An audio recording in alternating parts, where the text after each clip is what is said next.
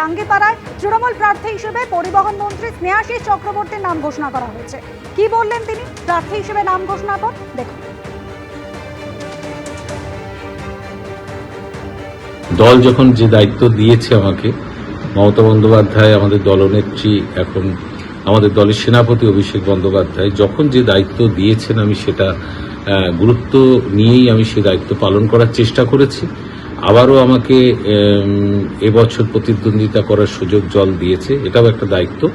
আগামী দিনে মমতা বন্দ্যোপাধ্যায়ের আদর্শ নিয়েই জাঙ্গিপাড়ার যত মানুষ বাস করেন, যত ভোটার আছে, সকলের জন্য আমার কাজকর্ম চলবে। আমার সকল মানুষের পাশে আমি থাকব এবং সেখানে দলমত নির্বিশেষে, জাতি ধর্ম নির্বিশেষে সকলের জন্য আমাদের সরকার যেমন কাজ করেছে, একজন জনপ্রতিনিধি হিসেবে আমার কিন্তু আমি সেভাবেই অতীতেও থেকেছি, আগামী দিনেও থাকব।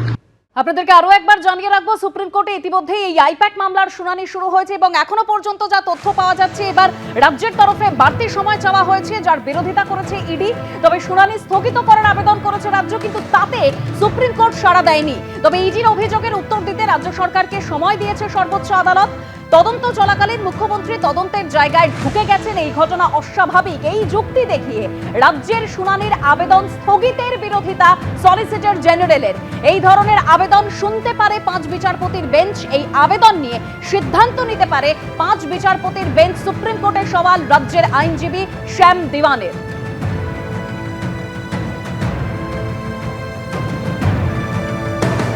সুপ্রিম কোর্টের আইপ্যাক মামলার শুনানি শুরু হয়েছে। ঠিক যেরকম কিছুক্ষণ আগে আপনাদের বলছিলাম যে এবার রাজ্যের তরফে বাড়তি সময় চাওয়া হয়েছে, যার বিরোধিতা করেছে ইডি। তবে শুনানি স্থগিত করার জন্য আবেদন করেছে রাজ্য, সাড়া দিল না সুপ্রিম কোর্ট। ইডির অভিযোগের উত্তর দিতে রাজ্য সরকারকে সময় দিল সর্বোচ্চ আদালত। শুনানি স্থগিত করার আবেদন করা হয়েছে রাজ্যের তরফে, যেখানে সুপ্রিম কোর্টের তরফে এতে সাড়া দেওয়া হয়নি। তবে ইডির অভিযোগের উত্তর দিতে রাজ্য সরকারকে সময় দিয়েছে সর্বোচ্চ আদালত, এরকমই জানা যাচ্ছে। এর আগে 2 দফায় সময় চেয়েছিল ইডি, আর এবার রাজ্যের তরফে সর্বোচ্চ আদালতে সময় চাওয়া হলো, অর্থাৎ বাড়তি সময় চাইল রাজ্য, যার বিরোধিতা করেছে ইডি। শুনানি স্থগিত করার আবেদন করেছে রাজ্য, সাড়া দিল না সুপ্রিম কোর্ট। তবে ইডির অভিযোগের উত্তর দিতে রাজ্য সরকারকে সময় দিল সর্বোচ্চ আদালত। তদন্ত চলাকালীন মুখ্যমন্ত্রী তদন্তের জায়গায় ঢুকে গেছেন, এই ঘটনা অস্বাভাবিক, এই যুক্তি দেখিয়ে রাজ্যের শুনানি আবেদন স্থগিতের বিরোধিতা সলিসিটর জেনারেলের।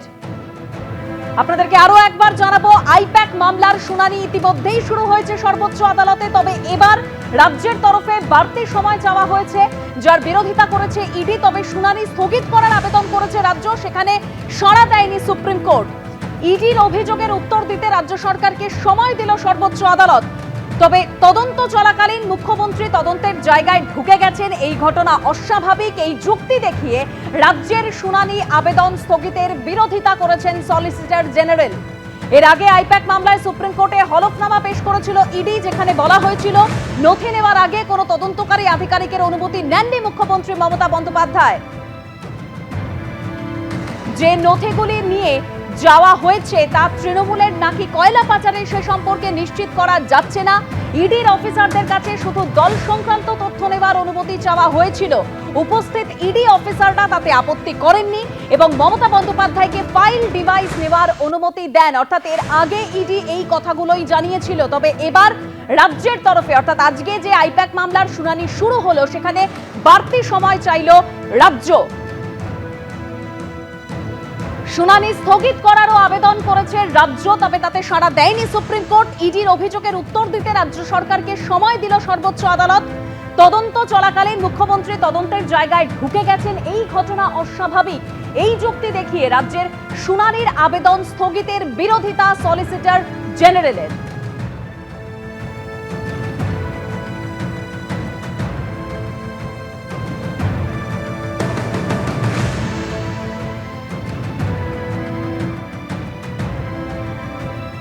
এর আগে 2 দফায় ইডির তরফে সময় চাওয়া হয়েছিল, আমরা জানি, এই আইপ্যাক মামলার শুনানিতে। আর এবার রাজ্যের তরফে বাড়তি সময় চাওয়া হয়েছে, যার বিরোধিতা করেছে ইডি। তবে ইডির অভিযোগের উত্তর দিতে রাজ্য সরকারকে সময় দিল সর্বোচ্চ আদালত।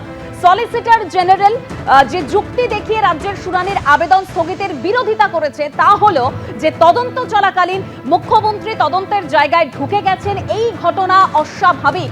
এই ধরনের আবেদন শুনতে পারে 5 বিচারপতির বেঞ্চ। তবে এর আগে ঠিক যেরকম তথ্য আপনাদের সামনে বলছিলাম, যে যেখানে বলা হয়েছিল যে নথি নেওয়ার আগে কোনো তদন্তকারী আধিকারিকের অনুমতি নেননি মুখ্যমন্ত্রী, ইডি বলেছিল যে নথিগুলি নিয়ে যাওয়া হয়েছে তা তৃণমূলের নাকি কয়লা পাচারের, সেই সম্পর্কে নিশ্চিত করা যাচ্ছে না। ইডির অফিসারদের কাছে শুধু দল সংক্রান্ত তথ্য নেওয়ার অনুমতি চাওয়া হয়েছিল। উপস্থিত ইডি অফিসাররা তাতে আপত্তি করেননি এবং মমতা বন্দ্যোপাধ্যায়কে ফাইল ডিভাইস নেওয়ার অনুমতি দেন।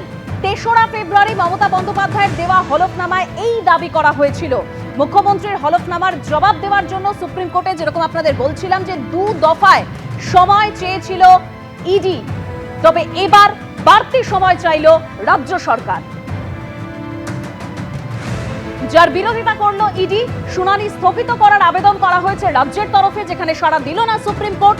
তবে ইডির অভিযোগের উত্তর দিতে রাজ্য সরকারকে সময় দিল সর্বোচ্চ আদালত।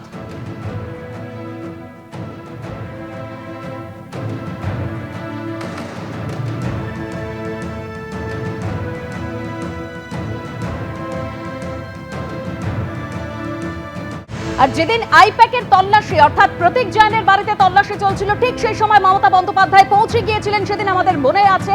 আর তখন প্রতীক জৈনের বাড়ি থেকে বেরিয়ে ঠিক কি বলেছিলেন মমতা বন্দ্যোপাধ্যায় শোনাবো আরো একবার। So my hard disk, phone, hard disk, all they are collecting, and they have already attacked my IT office also. In fact, sector 5, I am going there also. Did he raided my IT sector office to collect all of our party hard disk,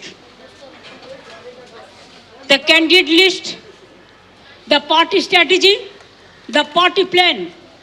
Is it the duty of the ED and Amit Shah? And he's taking away all my party documents.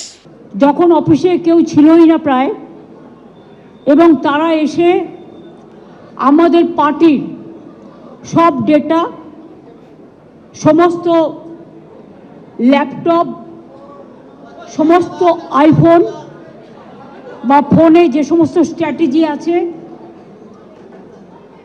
ইলেকশনের, including SIR, আমাদের কাজ চলছে।